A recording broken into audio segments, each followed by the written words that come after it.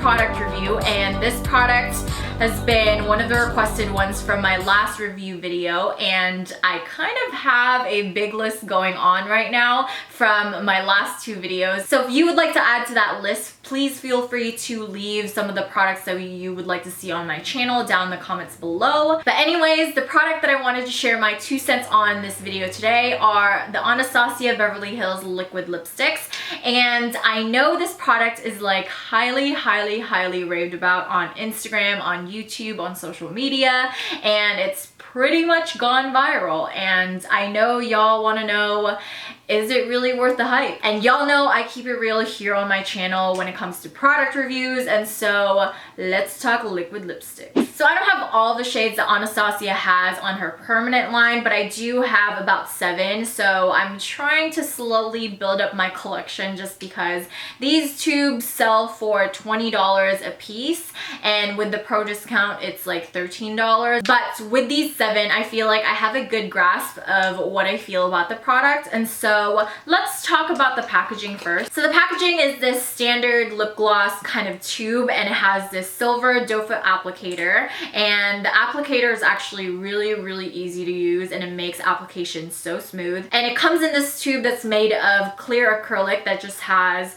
you know, the standard Anastasia Beverly Hills on it. And I love that since this tube is made of clear acrylic, you can see what the shade looks like true to color and what it will look like on your lips. I do have pigmented lips, and so sometimes it's the only way that I can decide which shades to pick. So for the packaging, for $20 a piece, I think it's pretty sturdy and it doesn't feel cheap to me. So now let's talk about the shades that I do have while I'm doing swatches, and then I'm gonna go ahead and jump into what I think about the formulation and just the product overall. So the first one is Pure Hollywood, and this one is one of the most popular shades that Anastasia has. And this one is like a dark beige nude color, but to me it's not dark enough to be called dark just because I have really pigmented lips, and so with these on just by itself it kind of washes me out a little, and so I like to line it with either a pinky, like a mauve-y lip liner, or a darker, like a darker nude, or like even a brown lip liner, just to, you know, kind of make it look like more of an ombre lip color and just put some dimension in it. The next color is Lovely, and as you can see, when you compare them together with Pure Hollywood, they kind of look like they're in the same color family. And when I swatch this in the back of my hand, it's actually a warm pink color, and it is the one that I'm wearing on my lips today, and it's definitely not a nude. The next shade is Neon Coral, and Neon Coral is exactly what it is. It's a neon coral color, and it's almost like a really bright highlighter shade. It's like super bright and perfect for the spring and summer, and this color I would recommend wearing to like Coachella or like any summer festivals. It will be like a showstopper lipstick during those events. Another showstopper bright lipstick is this one right here. This one is called Party Pink, and this is like a cool tone pink color. Kind of reminds me of Candy Yum Yum almost, but I feel like this one is definitely darker than Candy Yum Yum. Candy Yum Yum is definitely lighter and brighter, but they are in the same color family. The next color is this one. This one is called Bloodline, and it's a warm toned red color, and it's almost like a red-brown color, but it just has just a touch of brown in it, so it's still red, but it's just, you know, warmer tones. So the next color is Heathers, and this one is just a vampy blood red color that has a tad hints of brown in it as well. And then the last one that I do have is Sad Girl, and this one is probably one of my favorites out of everything that I do have. And this one is actually a dark plumberry color. I do apologize for describing it differently on my favorites video. It's more of a plumberry as opposed to a blood red color. Sad Girl is actually a very unique color compared to the other ones that I do have, just because this has micro shimmer in it. It has a hint of of that red, pink, and gold glitter in it, and it's actually really, really pretty when you have it on, just because it looks almost metallic from afar, but it's a matte liquid lipstick, which is really, really great. So now we're going to talk about the formulation and the product itself. So like I said, it comes in this doe foot applicator that makes it really, really easy to apply, and I love the fact that the tube has a wider mouth as opposed to other tubes where it's like a little bit snug when you're trying to get product. And I like that just because I can get the most product possible. So like when it's time to toss the product, I can pretty much, you know, scoop out every single little drop that I can. What I usually do is I open the tube and then I grab some product with the doe foot applicator, and then I scrape off the excess from the doe foot applicator and then directly put it on my lips.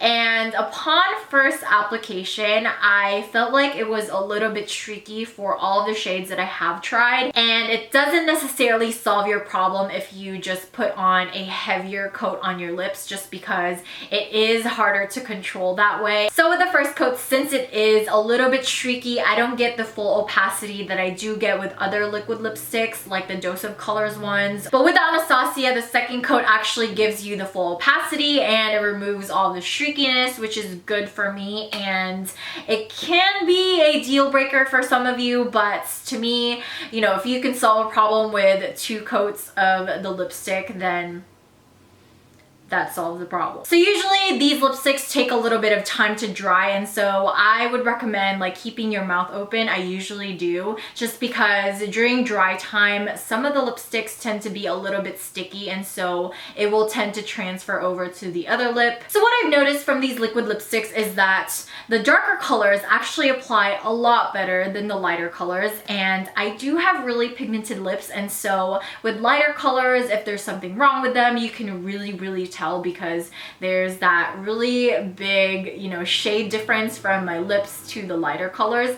And so the ones that I've tried, Pure Hollywood, Lovely, and Neon Coral, like after it's dried and after I've applied them, I will like stretch out my lips like from talking, and then when I look in the mirror, I can immediately see the lipstick cracking on me, and I can see where my lip lines are and where it's settling, and so it's not really a good look. And I've tried to come up with a solution just to alleviate those cracking issues that I had, and so I've tried lip liners, lip primers, like lip waxes that are like invisible lip liners, and none of them were working. It was still cracking on me, and one of my followers actually gave me the suggestion. She told me to exfoliate beforehand, which I already do, but it didn't work, and so she said exfoliating and putting lip balm right before you apply the lipstick will help a lot. And at first I thought it was kind of like a wild idea, but I tried it anyway, and it really did help. I'm wearing Lovely today, and I'm wearing